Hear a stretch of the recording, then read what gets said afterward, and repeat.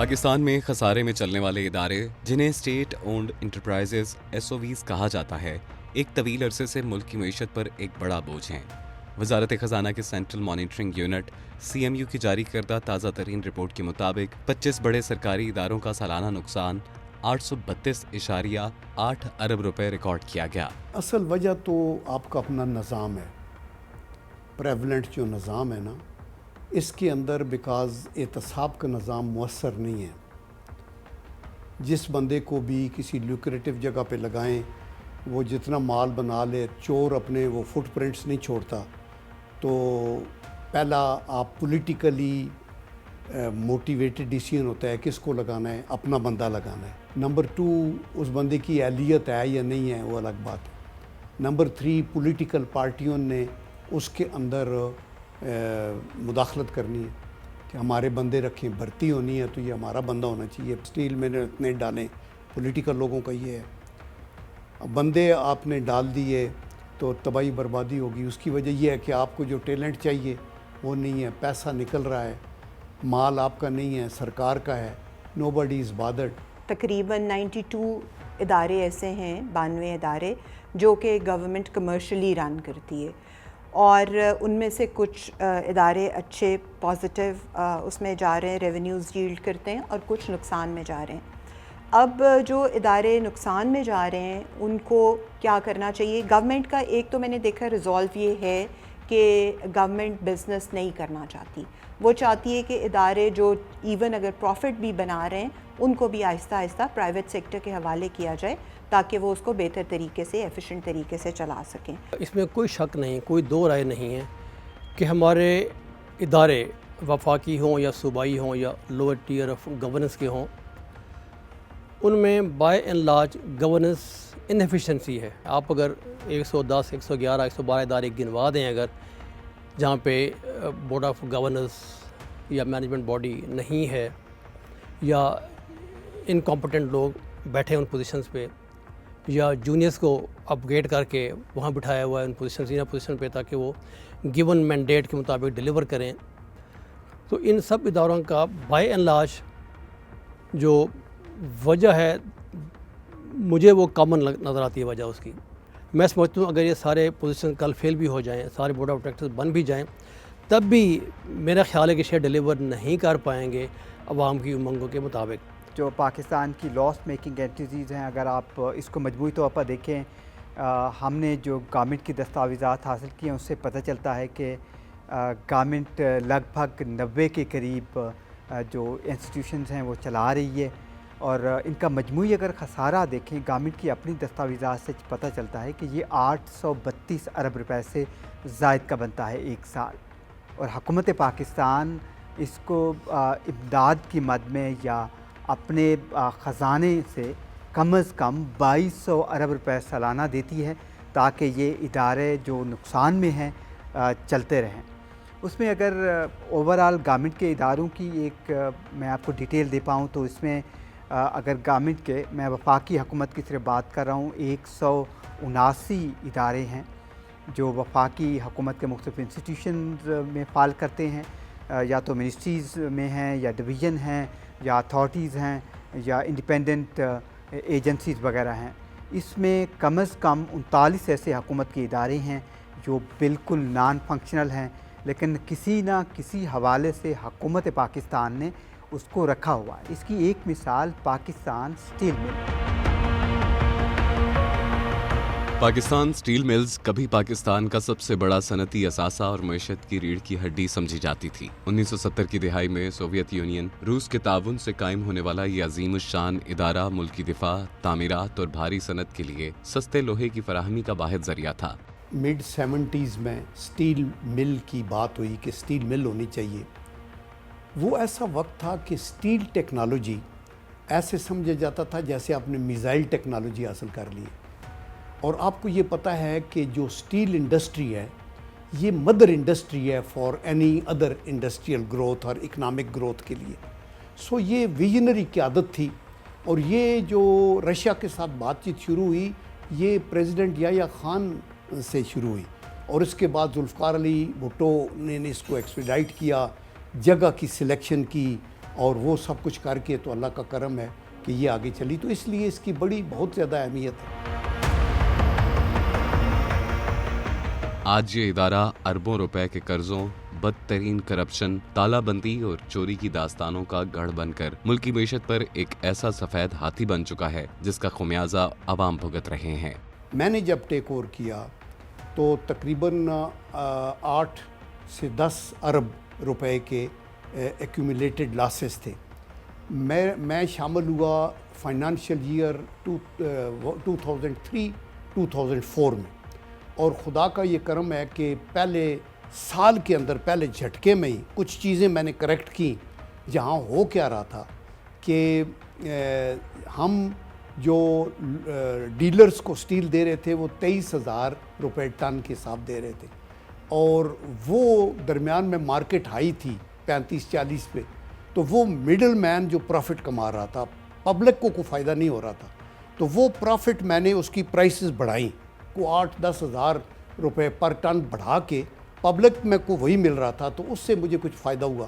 کچھ اور جنک شنک کو میں نے بیچا، کچھ اس کی جو ایفیشنسی تھی وہ مور دین تقریباً 90% ایفیشنسی پہ لے گئے، تو اللہ نے کرم کیا کہ وہ ریڈیوس ہو کے کو تقریباً 3-4 ارب رہ گیا، 2-3 ارب۔ اگلے سال میں ہم 5 ارب پروفٹ میں چلے گئے، یعنی وہ بھی ختم کیا، 2.5 ارب، 3 ارب اور 5 ارب ایکومولیٹڈ لاسز کی بجائے پازیٹو میں ہو گئے، تو یہ 8 ارب کا فرق پڑا۔ اس سے الگ اگلے سال 6-7 ارب کا اور ہوا۔ پاکستان سٹیل ملز 2007-2008 تک ایک منافع بخش ادارہ تھا جس کے پاس اربوں روپے کا کیش ریزرو موجود تھا، لیکن اس کے بعد سیاسی مداخلت اور بد انتظامی نے اسے تباہی کے دہانے پر پہنچا دیا۔ سٹیل مل ایک ہے جو مدر انڈسٹری ہے، اور چھوٹی موٹی جو انڈسٹری ہیں وہ 600 ہیں، وہ پاکستان سٹیل مل کی ڈاؤن سٹریم ہے۔ اب جو بھی ابھی SIFC ہے، ابھی فیلڈ مارشل عاصم منیر صاحب کو بزنس کونسل نے پریزنٹیشن دی، ہمیں ان کے سامنے بٹھائیں۔ وہ تو صرف اپنے کاروبار کے انٹرسٹ کے لیے دیکھتے ہیں۔ پارلیمنٹ میں ان لوگوں کو ڈیٹا ہی نہیں دیا جاتا، جو منسٹری والے ڈیٹا دیتے ہیں یا منسٹر صاحبان ڈیٹا دیتے ہیں وہ کنسیلمنٹ آف فیکٹ کرتے ہیں۔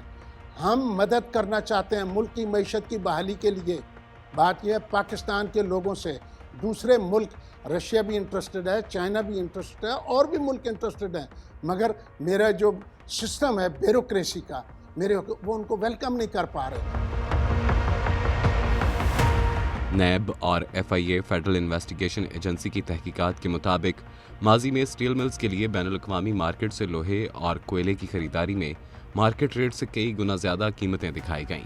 اس مد میں قومی خزانے کو اربوں روپے کا ٹیکہ لگایا گیا۔ سٹیل ملز کی گنجائش سے دگنے ملازمین صرف سیاسی سفارشوں پر بھرتی کیے گئے۔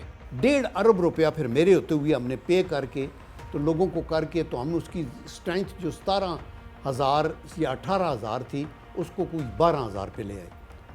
اس کے بعد پھر ایک اور سیاسی جماعت نے یہ کیا کہ ہم تو عوام دوست ہیں، ہم یہ جو ہیں یہ اتنی جگہ پہ ہے، اس لیے اس طرح کرو کہ ڈیلی ویجز کے ورکر جو ہیں، ابھی ڈیلی ویجز کے ورکر وہ ہوتا ہے جو تکڑا بندہ ہو، بیلچا اٹھائے، کام شام کرے، اور اس کو آپ پکا نہیں کر سکتے، چونکہ پکا وہ ہوگا جو 60 سال کی عمر تک بھی کام کر سکے، یہ تو وہ کرے۔ انہوں نے کہا جی یہ ڈیلی ویجز والے، وہ پھر کرتے کیا تھے اسٹیل مل میں کہ تقریباً ان کو 3 مہینے سے 1-2 دن کم کام کر کے ختم ہو جاتے تھے، پھر دوبارہ کانٹریکٹ دوبارہ۔ 5,000 لوگ ایک قلم کے ساتھ ہم نے پکے کر دیے، تو 12 سے پھر 17 ہو گئے۔ ان 5,000 کا اس جہاز کے اوپر لوڈ پڑا تو لوڈ ڈوبنا شروع ہو گیا۔ من پسند نجی ڈیلرز اور مافیا کو نوازنے کے لیے سٹیل ملز کا تیار کردہ لوہا اور بائی پروڈکٹس مارکیٹ ریٹ سے انتہائی سستے داموں بیچی گئی، جس سے ملز کا کیش فلو ختم ہو گیا۔ جون 2015 میں گیس کے واجبات کی عدم ادائیگی کے باعث سٹیل ملز کا پلانٹ مستقل طور پر بند کر دیا گیا۔ پلانٹ بند ہونے کے بعد کرپشن کی جگہ منظم چوری نے لے لی۔ آپ یقین کریں کچھ سننے کو تیار نہیں ہے، اور اگر کچھ سننے کو تیار ہے تو ان کو پتہ ہی نہیں ہے کہ وہ کیا رہے۔ اب آپ دیکھیں کہ سپریم کورٹ کا نام استعمال کر کے، مطلب ان کا نام استعمال کر رہا ہے، جو کہ انہوں نے وہ فیصلے ہی نہیں کیے، اور جو فیصلے کیے ہیں ان پہ عمل درآمد نہیں ہے۔ اب FIA کے پاس تھیفٹ آف مٹیریل کی اور ایڈمنسٹریٹو فائنینشیل ریگولیٹرز کی کمپلینٹ ہے ایلیجڈلی. آج تک FIA انکوائری نہیں مکمل کر پائے. اسٹیل مل میں روزانہ چوریاں ہو رہی ہیں. اسٹیل مل کا سیکیورٹی کا ابھی جو ہیں ابھی انہوں نے اگلے دن پولیس کے بندے یونیفارم میں پکڑے ہیں. الیکٹریکل کیبلز، کاپر بشنگ اور قیمتی مشینری کے پرزے غائب کر دیے گئے. تحقیقاتی رپورٹ کے مطابق یہ چوری اندرونی سیکیورٹی عملے اور بیرونی مافیا کی ملی بھگت سے رات کی تاریکی میں کٹنگ کر کے کی گئی. ملز کی قیمتی گاڑیاں، کرینیں اور ورک شاپس کا بھاری سامان کباڑ کے ریٹ پر غائب کیا گیا، جس پر پارلیمانی کمیٹیوں نے شدید برہمی کا اظہار کیا اور FIA کو انکوائری سونپی. 72 کلومیٹر کی ریلوے لائن ہے اسٹیل مل کے اندر 110 کلومیٹر کا روڈ نیٹ ورک اس کے اندر تھا. وہ 18 بگ انجن تھے ریلوے کے، جو کہ وہ ایک جگہ سے ایک مولٹن کول کو اٹھانا دوسری جگہ سے. پھر جب آپ اسٹیل مل کو بند کر دینا تو لوگوں کو پتہ نہیں، اچھا جی تالا لگا دو، تالا لگا دو. جو فرنس ہے بلاسٹ فرنس، اس کے اندر بریک لائننگ ہوتی ہے اور اس پہ اربوں روپے خرچ ہوتے ہیں. اگر وہ ٹھنڈی ہو جائے تو وہ برکس کرمبل کر کے گر جاتی ہے. پھر آپ کو وہاں وہ مطلب ہے کوئی پرواہ، اس کو ابھی اس کا بھٹا اس طرح بیٹھا ہوا ہے. اگر پاکستان اسٹیل مل کے ورک مین نے کوئی نقصان پہنچایا ہے، ڈیلر سپلائر کانٹریکٹر نے پہنچایا ہے، میں اکاؤنٹیبلٹی کو ویلکم کرتا ہوں. مگر اکیلا کوئی نہیں ہوتا چیز. اگر کوئی بینیفیشری ہے تو اس کا فیسیلیٹیٹر کون ہے؟ وہ پبلک آفس ہولڈر ہے. اب پبلک آفس ہولڈر جو ہیں وہ تو دنیا سے باہر چلے گئے، مطلب بیرون ملک چلے گئے. میرا جو پیسہ باہر جا رہا ہے وہ کیسے جا رہا ہے؟ بات یہ ہے نیب واحد ایک ایسا ادارہ ہے جس کے آرڈیننس یا ایکٹ جو بھی ہے اس کے تحت یہ چیک کریں. اور یہاں لوکل بھی جو لوگ ہیں کہ جو چیزیں لوگوں نے بنائی ہیں اس کو لیجیٹیمائز کرنے کے لیے اپنا سورس ہے، آپ کے یہ سیلری سے آیا ہے، ایگریکلچر سے آیا ہے، یہ کچھ بزنس کیا ہے. بات یہ ہے کہ کسی کا چیک اینڈ بیلنس ہی نہیں ہے. اس کے لیے ہمیں پرفارمنس اکاؤنٹیبلٹی پہ، پرفارمنس آڈٹ پہ جانا پڑے گا. اسٹیل ملز کا پلانٹ 2015 سے مکمل بند پڑا ہے اور پیداوار بالکل صفر ہے، لیکن اس کے باوجود حکومت کو ہر سال اربوں روپے صرف اس کے باقی ماندہ ملازمین کی تنخواہوں، ریٹائرڈ ملازمین کی پینشنز اور یوٹیلیٹی بلز کی مد میں بیل آؤٹ پیکج کی صورت میں دینے پڑتے ہیں. ہر سال اربوں روپے تو شاید نہیں کرتے، لیکن جو لوگ وہاں ہیں ان کی تنخواہوں کے اوپر کروڑا روپے خرچ تو ہوتے ہوں گے. اور اس لیے یہ ضروری ہے کہ یا وہ پبلک سیکٹر میں رہے اور آپ اس کو چلانے کی کوشش اگر کر سکتے ہیں تو کریں. پاکستان اسٹیل ملز کا مجموعی خسارہ اور واجب الادا قرض 400 ارب روپے سے تجاوز کر چکا ہے، جو کہ براہ راست پاکستانی عوام کے ٹیکس کے پیسے کا ضیاع ہے. حکومت نے مالی بوجھ کم کرنے کے لیے گولڈن ہینڈ چیک کر دیا. لے آف اسٹیل ملز کے ہزاروں ملازمین کو واجبات ادا کر کے ملازمتوں سے فارغ تاکہ ماہانہ تنخواہوں کا بوجھ ختم کیا جا سکے. اس وقت صرف ضروری سیکیورٹی اور انتظامی عملہ ہی وہاں موجود ہے. اسٹیل ملز کو پبلک پرائیویٹ پارٹنرشپ یا کسی غیر ملکی کنسورشیم کو بیچنے کی تمام کوششیں طویل عرصے تک اس کے بھاری قرضوں اور قانونی پیچیدگیوں کی وجہ سے ناکام رہی. یہ پاکستان اسٹیل مل کی تعمیر نہیں مکمل کر سکے، منافع کمانے والے مل کی پرائیویٹائزیشن نہیں کر پائے. جو راستہ بحالی کا انہوں نے اختیار کیا ہے اور سکریپنگ PSM جو ہے وہ اس کو کر کے اسٹیبلشمنٹ آف زون، یہ بھی نہیں. ان کے پاس کوئی ڈائریکشن نہیں ہے. اس وقت انہوں نے PIDC کو اسائنمنٹ دیا ہے جی سیٹلمنٹ آف لائبلٹی کے ساتھ آپ یہ زمینوں کے، جبکہ زمینوں کے نہیں کر سکتے. 2019 میں سپریم کورٹ نے آرڈر دیا ہوا ہے کہ سیٹلمنٹ آف لائبلٹی میں کوئی پاکستان اسٹیل مل کا ایسٹ آپ بیچ نہیں سکتے. آئیڈیلی یہ ہے کہ وہ ایک اسٹریٹجک انویسٹر ہو، اس کو یہ ہینڈ اوور کی جائے اور وہ یا آپ اس کے اندر پارٹنر ہوں، یعنی آپ کے شیئر بے شک اتنے ہوں، ایڈمنسٹریشن آپ اس کو دے دیں لیکن آپ کا کنٹرول رہے. حکومت پاکستان کی حالیہ رائٹ سائزنگ اور معاشی کونسل کی گائیڈ لائنز کے مطابق اب اسٹیل ملز کے پورشنز اور اس کی ہزاروں ایکڑ قیمتی اراضی میں تبدیل کرنے پر غور کیا جا رہا ہے، جہاں نئی ملکی اور غیر ملکی فیکٹریاں لگائی جا سکیں، کیونکہ پرانے پلانٹ کو دوبارہ چلانا اب تکنیکی اور مالی طور پر ناممکن قرار دیا جا چکا ہے. گورنمنٹ کی پرائیورٹی سے ریلوے کچھ پیچھے ہٹ گئی تھی. روڈز کا انٹرونشن آ گیا تھا، روڈز کی ترقی ہو رہی تھی، موٹر ویز بن رہی تھی. ہم واحد فیڈرل گورنمنٹ کا ایک ڈپارٹمنٹ ہے کہ وہ پینشن، ریلوے کی بکس پہ ریفلیکٹڈ ہے، اور اس کے لیے گورنمنٹ ریلوے کو گرانٹ ان ایڈ ہر سال دیتی ہے۔ پاکستان ریلوے اس وقت 60.3 ارب روپے کے خسارے کی حامل ہے۔ ریلوے کا خسارہ مسلسل برقرار ہے۔ پرانا انفراسٹرکچر، پینشن کا بھاری بوجھ اور انتظامی نااہلی اس کی بنیادی وجوہات ہیں۔ 1976-75 تک یہ بالکل فائدے میں تھی اور ہم اس کو صحیح استعمال کرتے رہے، چونکہ انویسٹمنٹ نہیں ہوئی، آہستہ آہستہ ڈیٹیریوریشن ہوتی گئی۔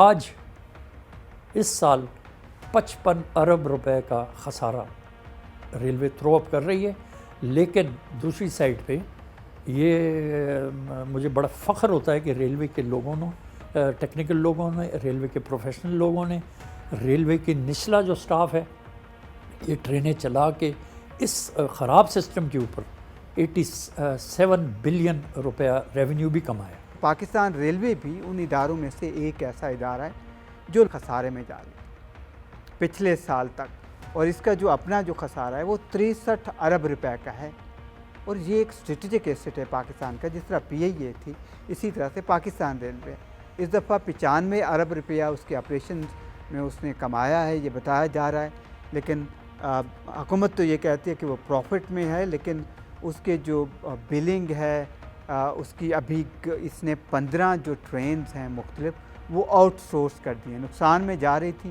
ان کو آؤٹ سورس کیا۔ اسی طرح سے ایک کمپنی علیحدہ بنا لی، اس کو خسارہ علیحدہ شو کر دیا اور کہا کہ یہ ٹرین پروفٹ میں جا رہی ہے۔ پاکستان ریلویز برصغیر پاک و ہند کی تقسیم کے وقت پاکستان کو ملنے والا ایک شاندار اور متحرک نیٹ ورک تھا، جو نہ صرف سستی عوامی سواری کا ذریعہ تھا بلکہ ملکی مال برداری کا بھی سب سے بڑا مرکز تھا۔ تاہم گزشتہ چند دہائیوں میں یہ ادارہ سیاسی مداخلت، ناقص حکمت عملی، اقربا پروری اور بے لگام کرپشن کا شکار ہو کر مالیاتی طور پر تباہی کے دہانے پر پہنچ چکا ہے۔ پاکستان ریلویز کی معاشی اور انتظامی تباہی کا آغاز 1980 اور 1990 کی دہائی میں ہوا، جو وقت کے ساتھ ساتھ سنگین ہوتا چلا گیا۔ ماضی کی مختلف سیاسی حکومتوں نے میرٹ کو پامال کرتے ہوئے ریلویز میں ہزاروں ایسے ملازمین اور افسران سفارش پر بھرتی کیے جن کی ادارے کو ضرورت ہی نہیں تھی۔ اس سیاسی اقربا پروری نے ادارے کی پینشن اور تنخواہوں کے بجٹ کو ناقابل برداشت حد تک بڑھا دیا۔ اگر دیکھا جائے زوال یہ شروع ہوا ہے اس کا پاکستان ریلویز کا 70 کی دہائی سے، 70 تک، 75 تک، 76 تک یہ بڑی اچھی ایک ریلوے تھی جو اپنی خود کماتی تھی پیسے، ریونیو جنریشن خود اس کا ہوتا تھا، آپریٹنگ کاسٹ نکل جاتی تھیں، اور اتنا پیسہ بھی ہوتا تھا کہ کبھی کبھی یہ گورنمنٹ کو واپس بھی کر دیتی تھی۔ اس کے بعد یہ اس کا کوئی ڈاؤنورڈ ٹرینڈ آیا۔ ایک تو آئی وڈ سے کہ میجر میں گورنمنٹ کو بلیم کروں گا، پولیٹیکل لیڈرشپس کو بلیم کروں گا۔ گورنمنٹ کی پرائرٹی سے ریلوے کچھ پیچھے ہٹ گئی تھی، روڈز کا انٹرونشن آ گیا تھا، روڈز کی ترقی ہو رہی تھی، موٹر ویز بن رہی تھی، اور ریلوے سے تھوڑا دھیان پیچھے ہٹ گیا۔ ریلویز کے پاس پٹڑیوں، پرانے انجنوں اور بوگیوں کی صورت میں لاکھوں ٹن قیمتی لوہا اور سکریپ موجود رہتا ہے۔ تاریخ گواہ ہے کہ ریلویز کے مینوفیکچرنگ اور سٹور ونگز کے حکام نے نجی کباڑیوں اور مافیا کے ساتھ مل کر اربوں روپے کا سرکاری لوہا سستے داموں بیچ کر ذاتی جیبیں بھریں۔ ماضی میں جب بھی بین الاقوامی مارکیٹ جیسے چین یا امریکہ سے نئے ریلوے انجن خریدے گئے تو تکنیکی فٹنس کی بجائے کمیشن اور کک بیکس کو ترجیح دی گئی۔ اس کا نتیجہ یہ نکلا کہ کروڑوں ڈالر کے انجن پاکستان پہنچتے ہی چند ماہ میں خراب ہو کر یارڈز میں کھڑے ہو گئے۔ پاکستان ریلویز کے پاس ملک کے مہنگے ترین شہروں کے وسط میں ہزاروں ایکڑ قیمتی اراضی موجود ہے، جو کرپشن کا سب سے بڑا ہدف رہی ہے۔ قومی اسمبلی اور سینٹ کی قائمہ کمیٹیوں کی حالیہ انکوائریز کے مطابق ریلویز کی 13,615 ایکڑ قیمتی زمین پر با اثر سیاسی شخصیات، مافیا اور تجاوزات کا قبضہ ہے۔ ریلوے کے اپنے پراپرٹی ونگ کے افسران کی ملی بھگت سے زمین کے جعلی کاغذات اور لیز تیار کی گئیں۔ طویل کوششوں کے باوجود اب تک اس کا محض ایک چھوٹا سا حصہ ہی واگزار کرایا جا سکا ہے۔ کرپشن تھی، میں کب کہہ رہا ہوں اب بھی ہوگی، لیکن اب کوئی یہ کہے کہ زمین مجھ سے لے جائے گا، اب کوئی یہ کہ جی مجھ سے پروسیس کیے بغیر مجھ سے تو نہیں لینی تو اب میرا طریقہ کار کیا ہے؟ ہم لینڈ کو اوپن آکشن میں جاتے ہیں۔ پہلے تو کیٹیگریز ہیں نا کہ ہم نے اس کو کمرشل ہے، ایگریکلچر ہے، کیا ہے، اس کو پھر آئیڈینٹیفائی کرنے کے بعد ہم اوپن آکشن میں ویڈیو بنتی ہے. اب اگر کسی نے ریسٹورنٹ کے لیے جگہ لی, ہم نے بتانا ہے کہ یہاں ریسٹورنٹ بننا ہے یا اپنا, ہم نے اوپن آکشن ٹینڈر دیا, اس کے بعد اس کا ایک بینچ مارک ہم خود بناتے ہیں, بینچ مارک سے اوپر وہ آکشن شروع ہوتی ہے. ٹھیک ہے سر. میرا کہنے سے مراد یہ ہے کہ اس میں بہت بڑے بڑے لوگ شامل تھے, میں نام نہیں لوں گا کیونکہ مناسب نہیں ہے آپ کے یہاں. کوٹری کے اندر ایک فیکٹری تھی جس کو سلیپر فیکٹری کہتے ہیں. 20 سال سے ایک شخص قابض تھا جس نے ہم سے لی تھی, تو پھر چلا نہیں سکا تو وہ جگہ بھی نہیں چھوڑ رہا تھا. وہ ہم نے ریٹریو کی ہے آج سے کچھ 6 مہینے پہلے. ایک اچھا کپڑے کا برانڈ ہے, نام نہیں لوں گا, شاید اس میں بھی ہو وہ. ٹھیک ہے نا جی. اس کے ذمہ ہمارا رینٹ بھی بنتا ہے, لیکن اس کے پاس 58 ایکڑ جگہ تھی میری. ٹھیک ہے سر. پھر وہ میں نے ریٹریو کی ہے سر. فیڈرل انویسٹیگیشن ایجنسی نے حال ہی میں ریلویز کی ذیلی کنسٹرکشن کمپنی کے سابق اعلیٰ حکام کو گرفتار کیا ہے, جنہوں نے نجی ٹھیکیداروں کو نوازنے کے لیے 1.16 ارب روپے کی جعلی بینک گارنٹیز کا استعمال کیا اور قومی خزانے کو براہ راست نقصان پہنچایا. ریلویز کا سالانہ اربوں روپے کا بجٹ اکیلے ڈیزل کی خریداری پر اٹھتا ہے. مینول مانیٹرنگ کا فائدہ اٹھاتے ہوئے ٹرین ڈرائیورز اور شیڈ انچارج کی ملی بھگت سے لاکھوں لیٹر سرکاری ڈیزل اوپن مارکیٹ میں چوری کر کے بیچا جاتا رہا ہے, جس کی تفصیلات اب پارلیمانی کمیٹیوں کے سامنے آ رہی ہے. پاکستان ریلویز اپنے آپریشنل اخراجات پورے کرنے میں مکمل ناکام ہو چکا ہے. یہ ادارہ اپنے ریٹائرڈ ملازمین کی پینشنز اور موجودہ عملے کی تنخواہوں کے لیے وفاقی حکومت کی ماہانہ سبسڈی اور اسٹیٹ بینک کے اوور ڈرافٹ کا محتاج ہے. ریلوے میں نارملی اس کو ہم آپریٹنگ ریشو سے کرتے ہیں, اس کا جو بیسک پیرامیٹر ہے. اب اس وقت ہمارے جو ایکسپینس اسٹرکچر ہے, اگر آپ ہمارے ایکسپینڈیچر کو دیکھ لیں تو اس میں 95% 95% پے, پینشن, فیول کا 20% ہے, اور ہماری کچھ یوٹیلیٹیز ہیں. صرف 5% ہمیں اس پورے پرانے انفراسٹرکچر کو مینٹین کرنے کے لیے رہ جاتا ہے. اب جو پینشن ہے وہ ہم واحد فیڈرل گورنمنٹ کا ایک ڈپارٹمنٹ ہے کہ وہ پینشن ریلوے کی بکس پہ ریفلیکٹڈ ہے, اور اس کے لیے گورنمنٹ ریلوے کو گرانٹ ان ایڈ ہر سال دیتی ہے کہ اس کو ریسورس کرنے کے لیے. آپ کو یہ بھی پتہ ہے کہ پچھلے 2015 میں جب پینشن کی نئی پالیسی آئی جس میں کافی اور فیسلٹیز بھی دی گئیں ان میرڈ ڈاٹر, ویڈو ڈاٹر کے حوالے سے, تو اس میں کافی ایک ایکسپوننشل گروتھ ہوئی, اور ریلوے کو اس حساب سے جو میچنگ گرانٹس ملنی تھی وہ بھی اس طرح نہیں ملی. اصل چیز یہ ہے کہ ایز اے پالیسی اس کو as a commercial organization government نے نہیں چلایا. اس کو خیراتی محکمہ ٹھہرایا گیا, اس کا نام یوٹیلیٹی سروس تھا.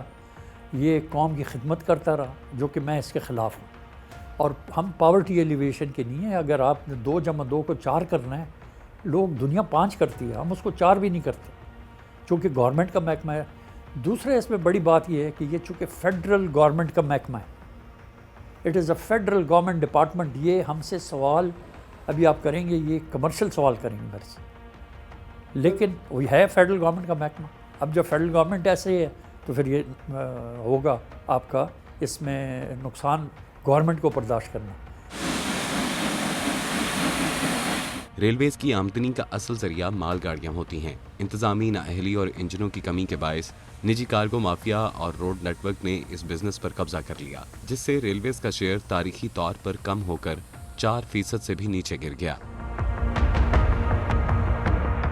حکومت پاکستان کی حالیہ رائٹ سائزنگ اور معاشی بحالی کی پالیسی کے تحت ریلویز میں کچھ اہم سٹرکچرل تبدیلیاں کی جا رہی ہیں. ڈیزل چوری اور بد انتظامی کو روکنے کے لیے تمام لوکوموٹیوز میں ڈیجیٹل فیول ٹریکنگ سسٹم نصب کیا جا رہا ہے تاکہ ڈیزل کی کھپت کا لائیو ڈیٹا ہیڈ کوارٹر تک پہنچ سکے. مسلسل خسارے سے نمٹنے کے لیے ریلویز نے متعدد مسافر ٹرینوں کے کمرشل آپریشنز نجی کمپنیوں کے حوالے کر دیے ہیں, جن سے بکنگ اور کیٹرنگ کی مد میں کرپشن کے امکانات کم ہوئے ہیں اور ریلویز کو فکسڈ آمدنی حاصل ہو رہی ہے. یہ جو آپ 10 ٹرینوں کی نجکاری کی بات کر رہے ہیں, یہ اس کو میں کمرشل کانٹریکٹنگ کہتا ہوں. یہ ٹھیکہ دے رہے ہیں, وہی سروس ڈیلیوری, ایسٹ سارا ریلوے کا ہے.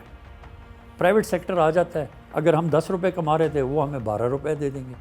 اس سے کوئی خاص فرق, یہ معمولی سا فرق ہے. یہ جو میں کہہ رہا ہوں نا 87 ارب روپے ہم نے کمائی کی, وہ یہ چھوٹے چھوٹے کر کے پیسے آ گئے, لیکن یہ کافی نہیں ہے. نجکاری میں اس کو کہتا ہوں جہاں پبلک پرائیویٹ پارٹنرشپ آ جائے, پرائیویٹ سیکٹر آئے اپنی ٹرینیں لائے, اپنے لوکوموٹیو لائے, چاہے اپنے وہ پیسنجر ٹرین چلاتے ہیں, چاہے فریٹ ٹرین چلاتے ہیں, چاہے کوئلہ اٹھاتے ہیں, چاہے گندم اٹھاتے ہیں, چاہے فرٹیلائزر اٹھاتے ہیں, وہ آ کے ہماری ریلوے سسٹم انفراسٹرکچر کے اوپر کام کریں, اور دونوں کے پبلک اور پرائیویٹ دونوں کے ایسٹس شامل ہوں اور پارٹنرشپ کے تھرو کریں. یہ نہیں کہ ہم جی پارٹنرشپ کرتے ہیں پھر ہم گورنمنٹ بن جاتے ہیں. ہمارے پاس ایک لال لائٹ ہوتی ہے, بتی, اس کو ہم دباتے ہیں, باہر لائٹ ہوتی ہے, کہتے ہیں صاحب جی کام کر رہے ہیں, تو پرائیویٹ پارٹی والا باہر بیٹھا ہوتا ہے. ایسے نہیں, اس کے لیے آپ کو ایک بڑا سخت ریگولیٹر چاہیے جو کہ اس پرائیویٹ پارٹی کے انٹرسٹ کو واچ کرے. اور دوسرا, اگر نجکاری کی بات کریں, privatisation, I am 100% sure railway should not be privatize. یہ پرائیویٹائزیشن کی چیز نہیں ہے, یہ گورنمنٹ کا ایک سمبل ہے جو کہ تمام صوبوں کو کنیکٹ کر رہا ہے, اور پرائیویٹ سیکٹر صرف پروفٹ کے لیے وہ کرتا ہے. آپ پبلک پرائیویٹ پارٹنرشپ کریں, پرائیویٹائزیشن کی آؤٹ آف کویسچن, اس کو گورنمنٹ میں رہنے دیں. ریلویز کے پورے انفراسٹرکچر کو جدید بنانے کے لیے پشاور سے کراچی تک مین لائن ML1 کی اپ گریڈیشن کا منصوبہ تاحال بیوروکریٹک تاخیر اور فنڈز کی عدم دستیابی کے باعث سست روی کا شکار ہے. ماہرین کا ماننا ہے کہ جب تک پورا ٹریک اور سگنلنگ سسٹم تبدیل نہیں ہوتا, ریلوے کو منافع بخش بنانا ممکن نہیں. اگر پارٹس میں بھی ML1 بن رہا ہوتا تو آج تک بن چکا ہوتا. بھیا آپ نے ضرور ایک ہی دفعہ بنانا ہے. اب جیسے 480 کلومیٹر ہم بنانے جا رہے ہیں, تو میں نے کہا 5 گھنٹے کا فرق آ جائے گا. تو اگر پنڈی لاہور جو ہے وزیر اعلیٰ پنجاب مریم نواز صاحبہ بنا دیتی ہیں تو 3 گھنٹے کا یہ فرق آ جائے گا. 30 جون کے بعد میں بتا سکوں گا کہ شاید ہمارے پاس کچھ اور پیسہ جو ہے اسی ملک سے جو اس ML1 پہ, کیونکہ یہ احساس ہو گیا حکومت پاکستان کو, تمام اداروں کو, کہ ریلوے کی اپ لفٹنگ کے بغیر پاکستان کی اکانومی گرو نہیں کر سکتی. اس کی مثالیں آپ کے سامنے, منرلز کو 2028 میں آپ نے ٹرانسپورٹ کرنا ہے, تو بھائی جان 1 ملین ٹن, 10 لاکھ ٹن آپ نے صرف ایک کمپنی نے RDMC نے ٹرانسپورٹ کرنا ہے چاوی سے پورٹ تک, تو اس کے لیے اس کو 25,000 ٹرکس چاہیے.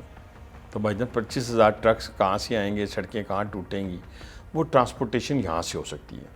اب کنٹری جتنی ٹرانسپورٹیشن دنیا نے جب کیا, جب ہمارے ہمسایہ ملک نے کیا, تو اس نے کنٹینر کو روڈ کے ذریعے لے جانا یا ہیوی مطلب جتنی بھی ٹرانسپورٹیشن ہے وہ انہوں نے الاؤ نہیں کی, اور ریلوے سے کی, لیکن پہلے ٹریک کو بنایا. اب ہو سکتا ہے کہ میکسیمم انویسٹمنٹ پاکستان ریلوے میں ہو. یہ احساس حکومت پاکستان کو ہو چکا ہے. ML1 ایک پروجیکٹ آیا جو کہ ہم نے چائنا کے ساتھ, ہمیں ایک اپرچونٹی ملی, بہت بڑی اپرچونٹی ملی, جس میں ہم نے چائنا کے ساتھ ایک جوائنٹ اسٹڈی کی کہ یار پاکستان میں ٹرانسپورٹ سسٹم کس قسم کا ہونا چاہیے. آگے جانے کے لیے پاکستان نے اگر ڈیولپ کرنا ہے, اگر انڈسٹری نے ڈیولپ کرنا ہے, اگر مینوفیکچرنگ سیکٹر نے کرنا ہے, ایگریکلچر نے کرنا ہے, ٹریڈ کامرس نے کرنا ہے, آگے کیسے جائیں. اس پہ یہ کنسنسس ہوا چائنا اور پاکستان میں کہ جی بغیر ریلوے کے ایک تکڑا system, robust system, railway network کے بغیر پاکستان کی اکانومی آگے نہیں جا سکتی. اور یہ چیز گورنمنٹ کو بھی سمجھ نہیں آ رہی. وہ سمجھتے ہیں یہ خرچہ ہے, یہ خرچہ نہیں ہے, یہ خرچہ واپس ہو جائے گا, یہ آپ کو ضروری انویسٹمنٹ چاہیے ریلوے میں. تو $8.2 بلین کا پروجیکٹ بنا, جس کو ہم نے صرف کراچی سے لے کے پشاور تک اور ٹیکسلا سے اویلیاں تک اپ گریڈ کرنا تھا. ابھی ہماری جو ٹرینیں ہیں وہ ڈیزائن ہے وہ 110 کلومیٹر فی گھنٹہ ہے, اس سے یہ جا کے 160 پہ چلے جاتا. یہ ہم نے اگریمنٹ سائن کیا, فریم ورک اگریمنٹ سائن کیا, اس کو 10 سال ہو گئے. بدقسمتی کی بات یہ ہے کہ پولیٹیکل لیڈرشپ کی, اگین پولیٹیکل لیڈرشپ, ہم نے سائن کر لیا, ٹیکنیکلی ہر چیز ٹھیک ہے, فائنینشلی وائبل ہے, 2+2 6 بنے گا, 2+2 6 بنے گا. چائنا کو بھی پتہ ہے, اس لیے آپ کو پیسے دے رہے ہیں بیکاز ان کو پیسے واپس ملیں گے. لیکن پولیٹیکل لیڈرشپ بدقسمتی سے پاکستان میں 7 پرائم منسٹر چینج ہو گئے. 7 پرائم منسٹر کی بات کروں, منسٹرز کو چھوڑ دیں, وہ چینج ہوئے ہیں, پالیسی چینج ہوتی رہی. اور چائنا کا وہی جو ہم نے سائن کیا وہ ادھر کھڑے ہیں, اس کے اوپر قائم ہے. وہ کہتے ہیں جی یہ فریم ورک اگریمنٹ ہے, اس کو آگے لے کے چلیں.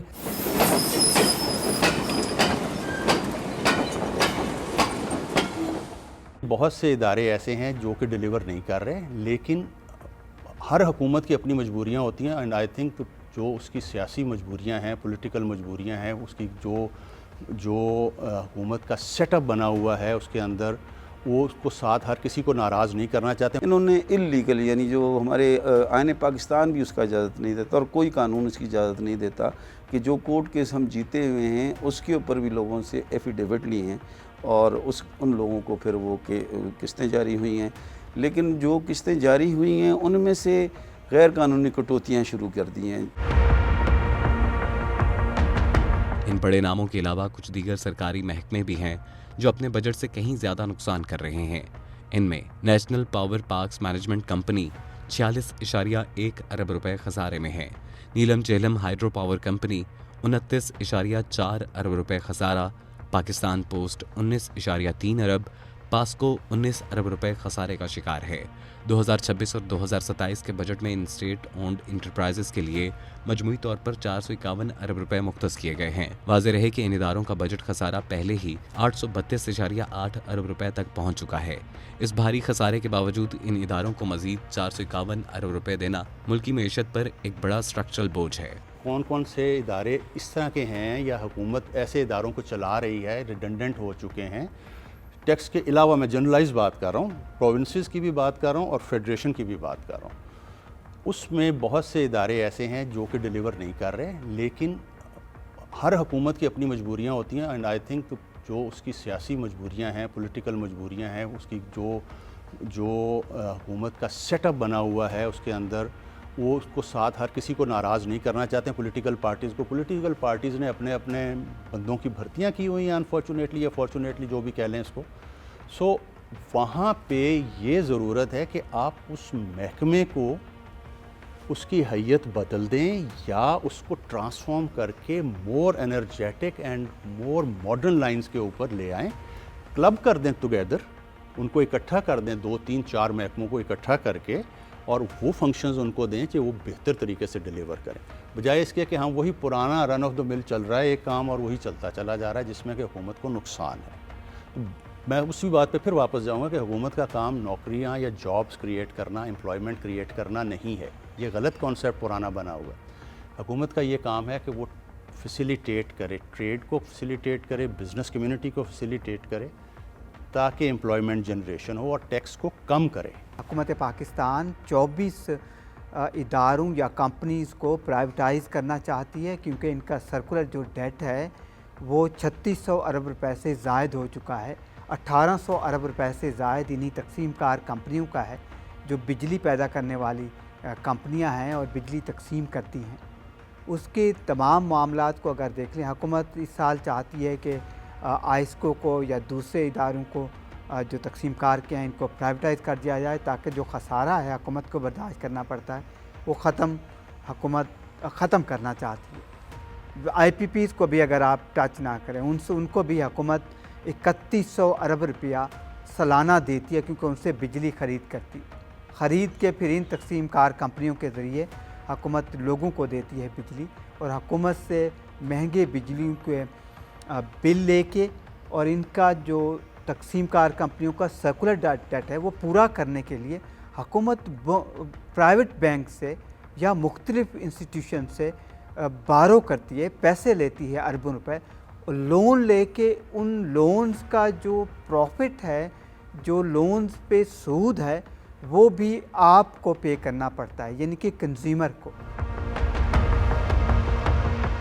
یوٹیلیٹی سٹورز کارپوریشن کو گزشتہ سال 31 جولائی کو بند کر دیا گیا تھا اور یہ فیصلہ IMF کے ساتھ کیے گئے معاہدوں اور رائٹ سائزنگ کی پالیسی کے تحت کیا گیا.